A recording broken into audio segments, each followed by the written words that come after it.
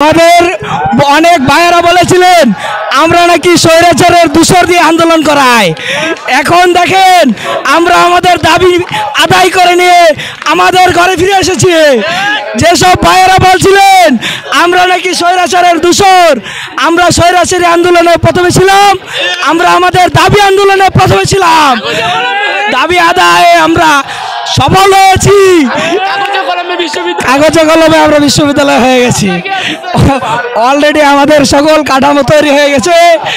আপনারা হিংসা করার দরকার নেই ভাই, আসেন সমঝোতায় আসেন ভাই, একসাথে আন্দোলন করে আমাদের সারা বাংলাদেশে স্বতন্ত্র প্রশাসনিক ক্যাম্পাসে একমাত্র তিতুমির হবে। তিতুমিরের নাম আমরা মুছে যেতে দেয়নি। স্বতন্ত্র বিশ্ববিদ্যালয়ের নামে তিতুমির কলেজকে যারা মুছে দিতে চাইছিল, তিতুমিরের নাম যারা এই বাংলা থেকে মুছে দিতে চাইছিল, তাদের কাছে আমরা পরাজিত হইনি। আমরা আমাদের যৌক্তিক দাবিকে সফল করে আমরা আমাদের ক্যাম্পাসে ফিরে এসেছি।